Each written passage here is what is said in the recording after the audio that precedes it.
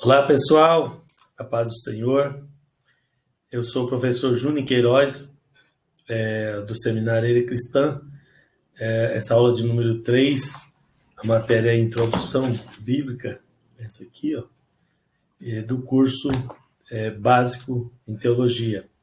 O nosso seminário é em Goiânia, em Goiás, pertence à Igreja Evangélica Assembleia de Deus no Ministério Jardim América. E hoje nós vamos falar sobre a história da escrita da Bíblia. Eu começo hoje no capítulo 6 do seu material e começo dizendo para você que Deus escreveu a Bíblia através dos autógrafos. Autógrafos, na verdade, é o nome que a gente dá para os originais, tá? Os originais da Bíblia, né? De cada livro, né, nós chamamos de autógrafos aqueles originais que originaram as cópias. Hoje não se tem nenhum original em qualquer parte do mundo, né? Todas que temos são cópias e cópias e cópias de cópias, tá? Bom, aliás, não se deve confundir a Bíblia com as traduções, né? Os autógrafos com as traduções, né? Porque há uma diferença enorme. A Bíblia foi escrita originalmente, né? E o original não existe mais, né? E as traduções, os textos elaborados por homem, né? São textos elaborados por homens, e isso tudo para facilitar a leitura e o aprendizado, tá? Ela foi originalmente escrita em uma língua, né? Em várias línguas, né? Eu explico depois. E disso daí foi feito traduções de traduções, né, cópias e traduções, tá?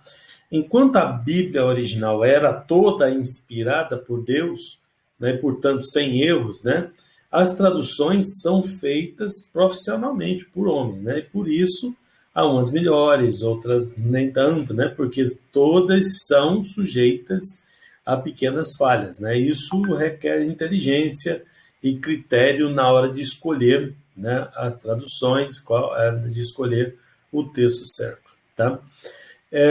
As línguas originais foram grego, hebraico e aramaico, tá? Esses são os três idiomas originais. Também alguns trechos ali que foram colocados, né? Mas originalmente todos eles eram nessas três línguas, tá? O Antigo Testamento foi escrito em hebraico, né? Apenas uns poucos textos foram escritos em aramaico. O Novo Testamento todo foi escrito em grego também, umas pequenas, né, porções ali de aramaico no meio, que veio do aramaico e não foram traduzidos, tá?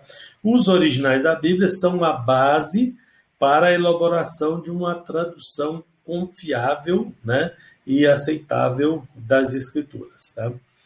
Bom, o Antigo Testamento, nós chamamos de AT, foi escrito em hebraico, né? O hebraico como parte do grupo de línguas semíticas, né, praticadas pelos povos descendentes de Sem, né, semítico por isso, filho de Noé. O hebraico era falado no litoral oriental do Mar Mediterrâneo, na Filistia, né, Palestina, né? Filistia é o nome que... Palestina é o nome que se dá à antiga Filistia, né? Falistia ou Palestina, né? Para o português veio Palestina. Fenícia, né? Ou Síria ou Arã, tá? E no território que hoje é chamado de Jordânia, do outro lado do Rio Jordão, tá? O hebraico originou-se do fenício, né? E o seu nome na Bíblia é língua judaica ou judaico, tá? Com o passar do tempo, o hebraico antigo foi modificado, né? De cursivo, que era escrito à mão, para quadrático, usado na imprensa, né? A forma quadrática, mesmo que a língua portuguesa, né? Se você escrever à mão, cursivamente, as letras têm uma aparência. Se você escrever na imprensa, quadrático tem uma outra aparência. O hebraico também sofreu essa modificação aí, né? O alfabeto foi completado com sinais maçoréticos, né? Os maçoretas eram um povo ali, né? Que pegou o hebraico para evitar que ele desaparecesse, né? Porque é um grupo linguístico muito pequeno, poucas pessoas que falam essa língua, é uma língua muito difícil e ela originalmente não tinha vogais, né? Só consoantes, tá? Como ela tinha só consoantes, era difícil a pessoa saber que som dava aquela palavra só olhando para a palavra. Se ninguém ensinasse para ele, ele jamais saberia, né, o que está escrito ali, o que era para falar com aqueles símbolos ali. Tá? Então os maçoretas pegaram e colocou sinais gráficos, né, uns pontinhos, né, por cima e por baixo, dentro, ao lado das consoantes, para dar a vocalização, para formar as vogais. Tá? Por isso que é chamado de texto maçorético, tá? Por causa desses sinais. Desde o primeiro século da era cristã, o texto hebraico foi transmitido através de canais livres de corrupção, porque passava aos leitores exatamente aquilo que recebia com fidelidade, né? Com respeito, com temor, com zelo, né?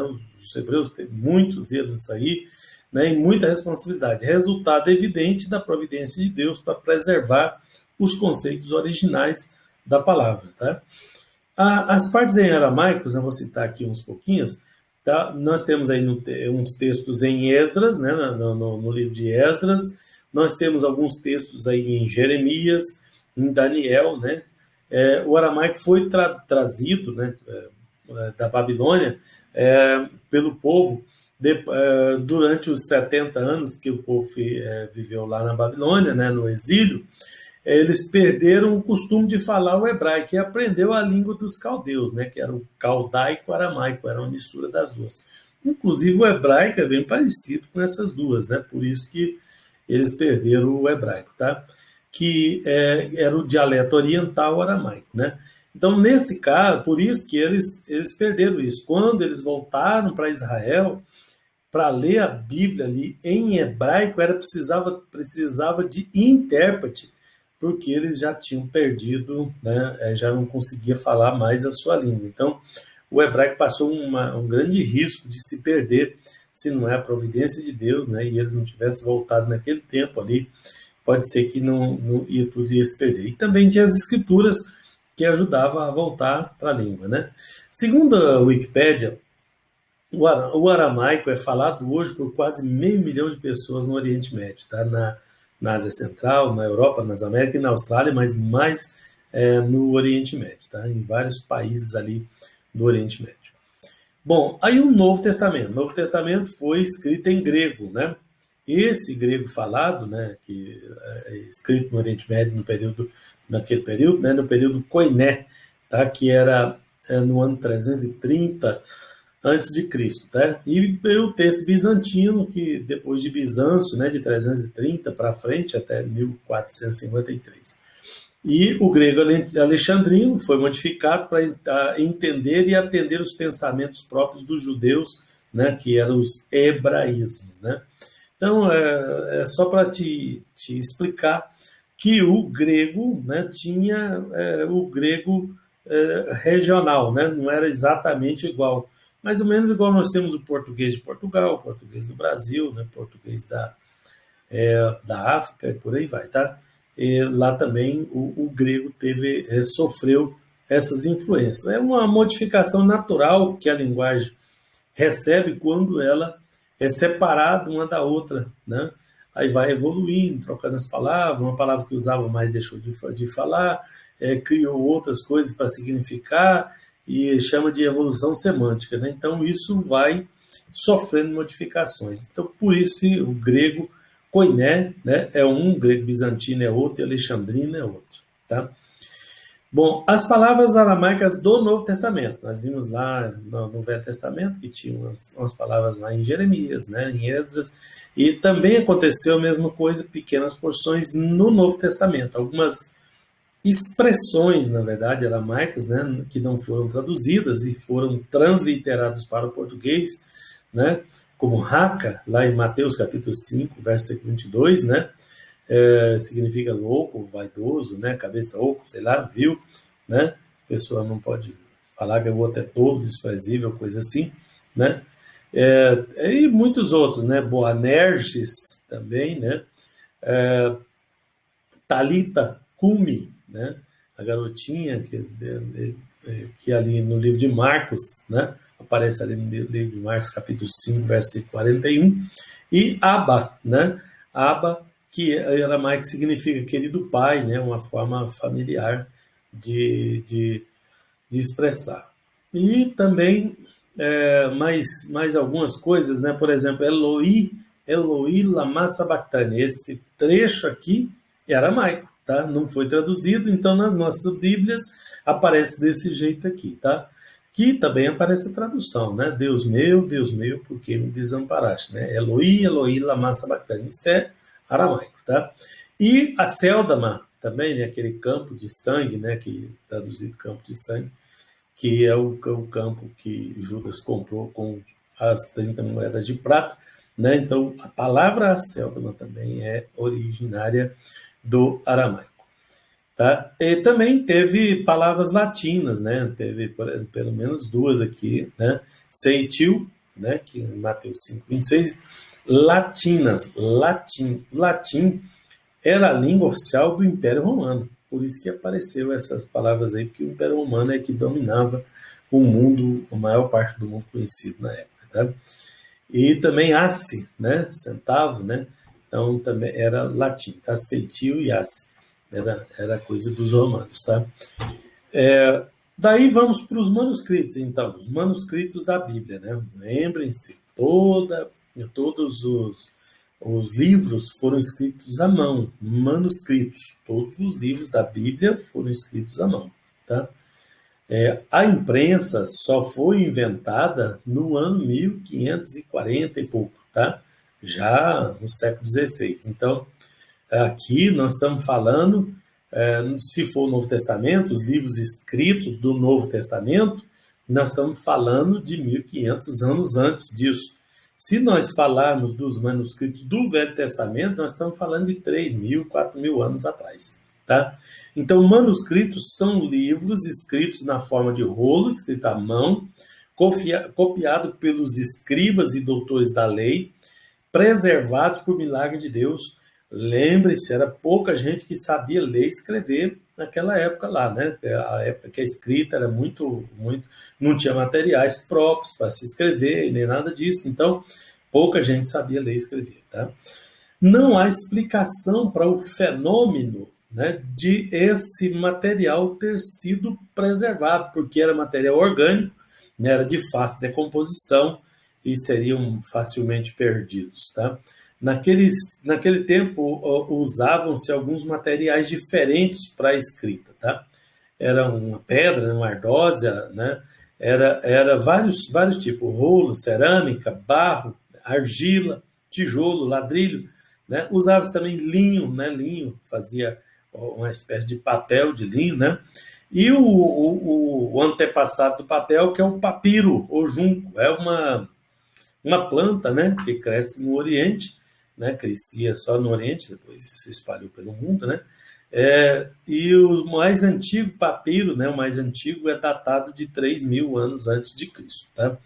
Depois vem pergaminho, né? Que era feito de pele de animais, né? Curtido, né? Usado a partir do século I depois de Cristo, né? Isso veio da cidade de Pérgamo, né? Por isso o nome pergaminho, tá? E eles inventaram esse material, né, feito de pele de animais aí, né, animais específicos que eram utilizados para fazer a escrita na forma que eles queriam, tá? Bom, e na página 48, né, estou esquecendo de pontuar as páginas para vocês aqui, tá? Na página 48, fala do Novo Testamento grego, né? Lembrem-se que o Novo Testamento foi escrito em grego, pequenas porções de aramaico lá no meio, mas base do Novo Testamento grego, né? Qual é a mais correta, né? Correta relação de originais, né? Que não mais existem, né? Novos testamentos gregos, né? Nós temos ali, a partir dos manuscritos mais antigos, nós temos o texto Receptus, que é o TR, temos o texto majoritário, que é o TMJ, texto Nestlé Aland, que é o TNA, e o texto crítico, que é o TC. Tá? Isso aqui se refere aos manuscritos que foram utilizados para escrever o Novo Testamento. Tá? Encontrou eles, deu um nome para esse Novo Testamento, e a partir deles se faz as traduções, né? Se faz os diversos tipos de Bíblia que nós temos, né? Então não é vindo de um texto só, não pegou lá o texto do Novo Testamento e traduziu para o português, e traduziu para o inglês, e traduziu para o alemão, né? O tradutor que traduziu para o português, tem tradutores que usaram o TR, outros usaram o TMJ, outros usaram o TNA, o TC, então temos traduções de todos eles, tá? Umas traduções, né, são mais confiáveis que outras, porque se utilizou um manuscrito mais confiável que o outro, tá? A diferença entre o primeiro TR, né, que o primeiro que é o texto recebe, e o mais completo o mais completo em relação ao último, que é o TC, texto crítico, tá? Que é o mais alterado a menos, né? O que mais se alterou para menos, tá? Então houve alterações aí, né? Se comparar um com o outro, você vai ver as diferenças aí, né? Apresenta uma diferença de quase 10.000 palavras, incluindo omissões, tá? Se você comparar, tá na página 49, né? Presta atenção nesse detalhe aí, tá? O texto, o TC, né? Que foi o último, que é o texto crítico, tá? Comparado com o TR, que é o texto recepto, que é o primeiro, né? Tem 16 versículos removidos completamente. Então, se você pegar o TC e pegar o TR, você vai perceber que o TC tem 16 versículos removidos dele, tá? Então, o TR é um dos mais confiáveis aí, por ser mais completo e por ter, né, uma maior confiabilidade, tá? Vamos para o próximo capítulo, capítulo 7, traduções da Bíblia, tá? Continuando o que a gente estava falando ali anteriormente, né? A Bíblia foi escrita originalmente em hebraico, aramaico e grego, não se esqueça, né? Hebraico no Velho Testamento, grego no Novo Testamento e porções de aramaico nos dois. Mas a ordem de Jesus é que se prega a toda criatura, em Mateus 28, 19, em Marcos 16, 15, o famoso, né, ide. Logo está implícito aí o mandamento para a igreja traduzir a Bíblia para todas as línguas e dialetos existentes no mundo, né? Um escritor, Patrick Johnston, diz que há quase 12.000 grupos de etnolinguísticos que ainda falta, né, mais de 3/4 desse número para ser traduzidos, tá? Então, são 12.000 grupos etnolinguísticos que existem e falta mais de 3/4 desse número para ser traduzido ainda a Bíblia para essas línguas. Eu me lembro que recentemente, não tão recentemente, né, uns indígenas brasileiros aí que falavam muito a língua original deles e não tinha a Bíblia no dialeto deles, né? E aí juntou um grupo e fez aquela tradução, né, para a língua deles, né? Então, mais um grupo linguístico alcançado, né? Eles tiveram problemas, por exemplo, porque na língua deles não tinha nenhuma palavra que significasse pecado, né? Então, eles tiveram que juntar os anciãos das tribos lá e criar uma palavra que se definisse, que ficasse subentendido para eles que era pecado, né? Porque na língua deles não tinha a palavra pecado. Imagine isso, tá? Então, é necessário, então, verter o texto bíblico para as línguas, dialetos de todos os povos, né? Como é que eles poderão conhecer a vontade de Deus se o Senhor não lhes falar nas suas próprias línguas, né? Então, é preciso que isso aconteça. Vamos falar também das abreviaturas, aquelas abreviaturas que você vê AC, DC, AD, né? AC significa antes de Cristo, né? O Azinho minúsculo, o C maiúsculo, Cristo maiúsculo, tá? DC, o Dzinho minúsculo, o C maiúsculo vem depois de Cristo, tá? E AD, você vai ver também, é uma expressão latina, né? Do latim também, que significa Anno Domini, ou ano do Senhor, ano de Cristo, né? Então, se você coloca isso depois de um ano, esse ano é um ano cristão, ano Domini, né? Isso quer dizer, tá? Então, AD é o mesmo que DC, né? Depois de Cristo, tá? Então, vamos ver aqui as abreviaturas, né? Os 66 livros da Bíblia sofrem abreviaturas diversas, tá? É as formas de escrever e tudo, né? Nas páginas de rosto da própria Bíblia ali aparece, tá? Os nomes dos livros são abreviados normalmente com 2 letras. Algumas traduções levam com 3, mas é muito raro, né? Normalmente se abrevia com 2 letras ali, tá? E quando você vai escrever uma citação bíblica, você usa a forma, uma forma padrão, tá? Entre o capítulo e o versículo, você usa um ponto só. Antigamente se usava 2 pontos, tá? Eu sou do tempo que usava 2 pontos. Mas, de vez em quando estou escrevendo, me pego colocando 2 pontos, tá? Mas é um pontinho só que se usa para escrever a anotação de capítulo e versículo. Você coloca o livro abreviado com duas letras, coloca o capítulo, um pontinho e o versículo. É assim que se faz a anotação, tá? Está na sua página 54, isso que eu estou falando, tá? Nunca usa algarismos romanos, né? Nos livros, né? Os livros que tem números aí, 1 Samuel, 2 Samuel, 1 Reis, 2 Reis, tá? Porque ele ocupa mais espaço, então eles nunca utilizam isso. Então essas são anotações importantes que você vai ver nos livros e nas próprias, nos escritos que se refere à Bíblia, tá? Vamos para o 8? Capítulo 8, a mensagem da Bíblia. Agora vamos falar da mensagem. Estamos falando da Bíblia na sua composição, seu material, sua forma de escrever. Agora vamos para a mensagem da Bíblia. O conceito palavra de Deus dado à Bíblia foge ao natural, tá? E requer espiritualidade para que seja compreendido e interpretado corretamente, né? O homem natural não compreenderia isso, não. Só na dimensão espiritual se pode penetrar no universo da inspiração divina existente na Bíblia. Aqui não basta o leitor ser preparado academicamente, pois a inspiração divina carece da ajuda do Espírito Santo. É algo especial que nem todos recebem, né? Alguns que recebem. Então, falando da inspiração divina, a Bíblia é um livro todo espiritual, né? Todo divino, não dependeu da intelectualidade dos seus escritores para ser produzida, tá? Embora Deus tenha se utilizado dela. Todos os conceitos são produtos da mente de Deus. A conceituação bíblica, que se encaixa perfeitamente de um livro para outro, ela concorda, né, de um livro para outro, é uma coisa mais incrível, porque foram diversos escritores em tempos diferentes, né, com níveis diferentes, com culturas diferentes, e ela concorda perfeitamente os conceitos, tá? Então, esses conceitos são produtos da mente de Deus. Nenhum homem, por mais sábio que seja, mais inteligente que seja, teria condições de escrever a Bíblia, né, com a natureza que ela tem, sem a interferência direta de Deus no seu trabalho. É uma coisa muito inteligente, muito acima do intelecto humano. Qualquer pessoa que lê a Bíblia percebe a sua superioridade literária, a sua superioridade escrita, tá?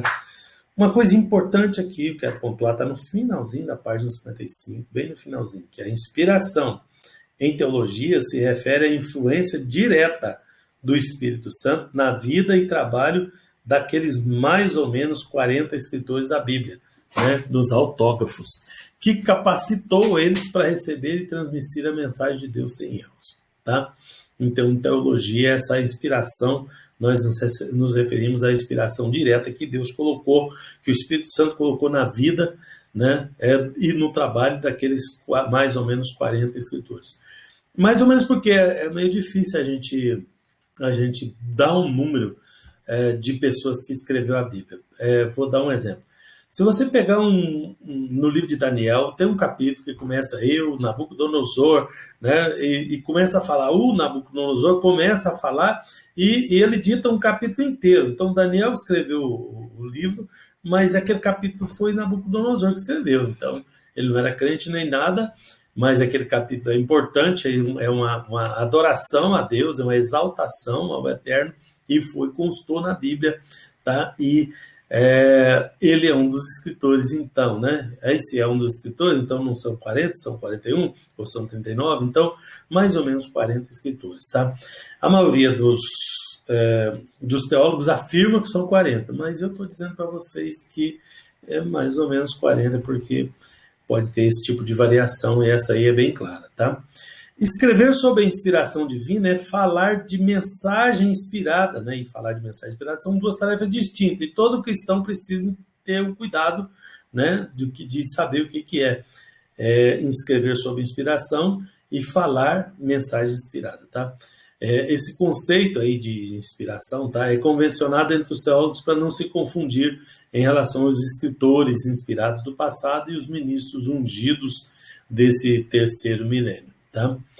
A Bíblia é um livro diferente dos outros, dos demais. Tá? A principal prova disso é a sua inspiração divina, tá? Que coloca ela em um patamar elevado acima dos outros escritos existentes pelo mundo afora. A teoria correta com relação à inspiração da Bíblia é conhecida como a teoria da inspiração plenária ou verbal da Escritura. Vocês vão ver isso em livros e em compêndios por aí, tá? Teoria da inspiração plenária ou verbal das Escrituras, tá? Daí vamos, na página 57, para a revelação de Deus. É o ato de Deus mostrar ao homem alguma mensagem ou fato desconhecido e que por si mesmo nunca poderia saber. O homem, por si mesmo, nunca poderia saber, então Deus comunica, mostra ao homem uma mensagem ou um fato desconhecido, seja em relação à escrita da Bíblia, ou fatos do passado, ou fatos do presente, ou do futuro, e ainda relacionado com a vida de qualquer sentido, tá? Em qualquer sentido. Tudo que Deus mostra diretamente ao homem é revelação. Porém, é necessário se ter o cuidado para não confundir sentimentos pessoais ou imaginação humana, imaginação pessoal, com a revelação de Deus, tá? Que pode acontecer, então tem que ter esse cuidado aí, tá? A revelação geral e a revelação especial são duas formas que Deus tem escolhido para se revelar à humanidade, tá? A geral, a revelação geral, se refere às verdades gerais que podemos aprender sobre Deus através da natureza, tá? A revelação especial se refere às verdades mais específicas. Então, a revelação geral, né, quando você vê na natureza, eu gosto de dar um exemplo do pintinho no ovo, da ave, né, qualquer pássaro no ovo, né? E se você abre lá o ovo, aquela gosminha ali vira o biquinho, vira a peninha, vira a unha do bichinho, ele nasce completinho ali, né? E depois quebra aquela casquinha e sai vitorioso e mostra para nós que sem Deus não tem nenhuma coisa aleatória, nenhuma explosão no universo que é capaz de produzir uma coisa linda daquela, né? Então, se eu estou falando de uma coisa tão simples, né? Isso é uma revelação geral, né? Porque revela a presença de Deus no universo, né? A gente tem que assumir que tem um Criador de todas as coisas, que controla todas essas coisas, tá? A revelação especial se refere às verdades mais específicas, tá? É assim que funciona. Na página 58, né, vou pular para a página 58, a revelação especial é como Deus escolheu se revelar através dos meios milagrosos, tá? Inclui a aparição física de Deus, que nós chamamos de teofania, né, através de sonhos, através de visões, né? A palavra escrita de Deus é mais importante, tá? Porque o mais importante, a revelação de Deus, é Jesus Cristo, seu Filho, que se revela a nós, tá? Uma parte importante da revelação de Deus é a sua palavra, a Bíblia, tá? A qual também é uma forma de revelação especial, tá? A palavra de Deus é uma forma de revelação especial de Deus para nós. A iluminação de Deus, estou na página 59.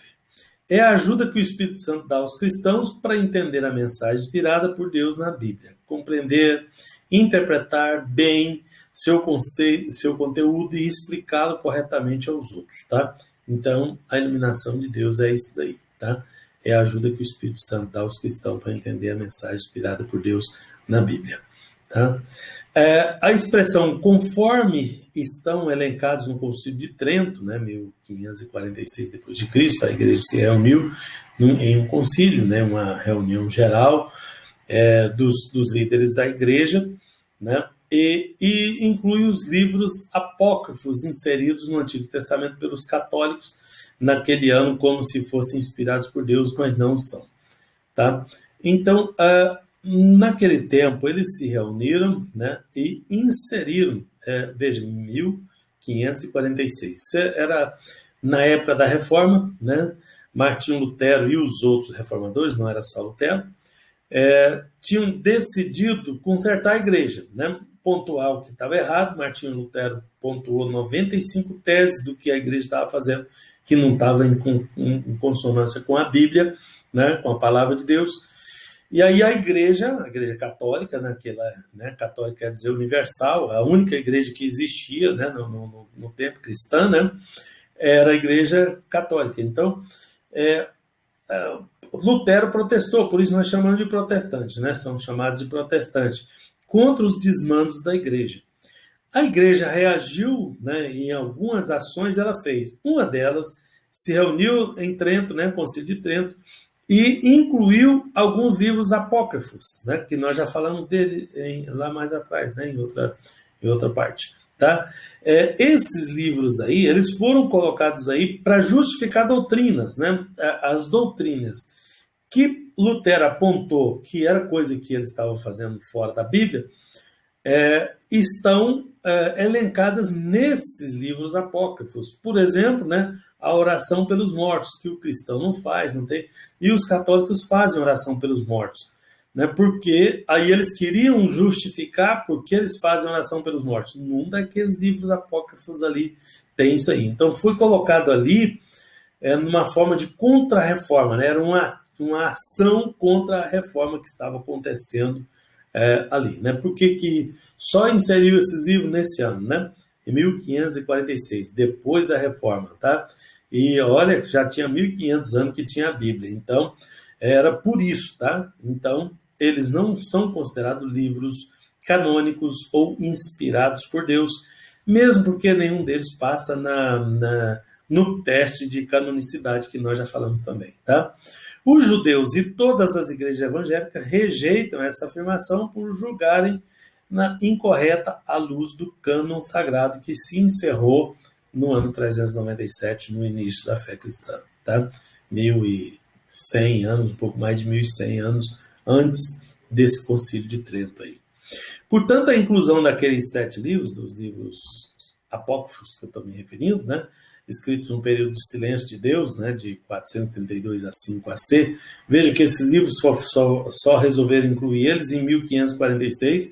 Esses livros tinham sido escritos antes de Cristo, tá? Naquele período de 400 anos entre o último profeta do Velho Testamento e o início do Novo Testamento, né? Esse meio aí é que foi escrito aqueles 7 livros que foram incluídos pela Igreja Católica no Concílio de Trento, inseridos na Bíblia deles, que é rejeitada pelos demais cristãos por não serem inspirados por Deus. São livros históricos, livros que têm uma importância de pesquisa e tudo, mas não podem ser elevados à condição de inspiração, de inspirados por Deus. Tá? Bom, o Antigo Testamento original, né, é a Bíblia hebraica dos judeus. Então, o AT é a mesma Bíblia, né, a Bíblia que nós usamos, nós cristãos usamos, é a mesma que os judeus usam. Só a ordem que está diferente, né, a ordem dos livros, a colocação, mas é a mesma coisa, né, a mesma Bíblia que os judeus têm, o Velho Testamento que eu estou falando, tá, o AT, a mesma Bíblia que os judeus utilizam é a que nós utilizamos, diferente dos católicos que usam aquela Bíblia com 7 livros a mais. Tá? Na página 60, nós temos a harmonia e unidade da escritura. Tá? Uns 40 escritores, né, que já ficou melhor, né? Uns 40 escritores, num período de 16 séculos, mais ou menos 1.600 anos, 1616, num espaço geográfico que abrange abrange parte de 3 continentes, Ásia, África e Europa. Esses escritores escreveram a Bíblia numa sequência, numa harmonia e numa unidade perfeita, intocáveis. Tá? Nenhum outro livro no mundo ocupou esse número de pessoas que dependesse de tanto tempo entre o início e o fim do trabalho de redação, sem desviar do alvo, sem contradizer conceitos. Tá? Um grande detalhe é que os escritores, em parte, não conheceram uns aos outros, principalmente os primeiros em relação aos últimos e vice-versa. Então foram 1.600 anos de gente diferente, de locais diferentes, de culturas diferentes que escreveu e com uma unidade conceitual impecável. Isso é obra de Deus, só pode ser obra de Deus, não tem como ser outra coisa, né? Em Lucas 24, 44, em João 5,39, ele confirma que todo AT é inspirado por Deus, exceto os apócrifos, né, que nunca os citou. Jesus sempre citou o AT, mas nunca citou nenhum desses livros apócrifos. Mesmo que eles não estavam na Bíblia, né? Eles já existiam, tá? E não foi citado por Jesus. Os outros livros da Bíblia, Jesus sempre citou. O Novo Testamento ainda não existia naquela época, né? Foi concluído no ano 397, como já disse. E Jesus viveu nos anos 4 ao ano 29 DC, tá? O Antigo Testamento foi declarado divino pelo Filho de Deus, o Cordeiro da Nova Aliança. Então, Jesus autenticou o Antigo Testamento. O testemunho do Espírito Santo é ele que garante e confirma a salvação aos novos convertidos, em Romanos 8,16. O mesmo Espírito testifica com o nosso Espírito que nós somos filhos de Deus. Confirma a palavra de Deus, né? Mesmo que ninguém o diga. Tá? Benefícios da Bíblia. Estou quase terminando. Tá? Benefícios da Bíblia. Pessoas, famílias, tribos e nações inteiras têm sido abençoadas e ajudadas pelo poder transformador da Bíblia. Reis e imperadores o confirmam. As maiores personalidades mundiais pronunciam palavras de testemunho sobre a Bíblia e seus efeitos como fonte inspirada pelo Todo-Poderoso Deus Eterno. Verdades da Bíblia. A Bíblia é o livro mais antigo, mais atualizado, né, e o mais atualizado de hoje, porque o seu conteúdo é de produção da mente de Deus, que brota onisciência, onipresença e onipotência. Onisciência, onipresença e onipotência. No presente, ele conhece todo o passado e desvenda completamente o futuro. E isso ele o faz através da Bíblia, um livro de mensagens e orientações eternas. Ninguém foi, é ou será capaz de explicar todas as verdades da Bíblia. As aplicações da Bíblia. Todas as pessoas, de todas as idades, em todos os países do mundo, podem encontrar na Bíblia a mensagem direta de Deus para o seu coração, independentemente de costumes e ou de idiomas. A Bíblia é o único livro que não é estrangeiro, porque é o livro de Deus para todas as pessoas, como destinatários diretos. Tá? Para isso, entretanto, ela depende de que alguém traduza para o texto para o seu idioma. Por isso, esse livro se aplica com facilidade a todos que o leem, ouvem e guardam a sua santa mensagem de verdade universal e eterna. A superioridade da Bíblia, eu já tinha declarado isso. Todos os livros e tratados dos maiores escritores do mundo não contêm juntos as verdades que a Bíblia encerra. Na página 63, a Bíblia, revela mais verdades que todos, e só verdades como nenhum outro em toda a sua história nunca foi nem será superada por outro livro. A imparcialidade da Bíblia. A Bíblia é imparcial em todos os bons sentidos, né? 5 aspectos aí. Primeiro, porque os escritores registraram que Deus lhe inspirou e não o que eles mesmos quiseram, pensaram ou conheciam antes, tá? Segundo, falaram as verdades que o Senhor mandou e não aquelas que lhes eram convenientes, interessantes, lógicas ou lucrativas. Terceiro, apontaram todas as falhas humanas, inclusive as suas próprias, com total transparência. Isso me chocou quando eu li a Bíblia, viu? Primeira vez. Quarto, ela não exalta uns e abate outras injustamente. Trata todos igualmente, seja com respeito à condenação dada aos pecadores ou à bondade e graça de Deus para salvar os justos.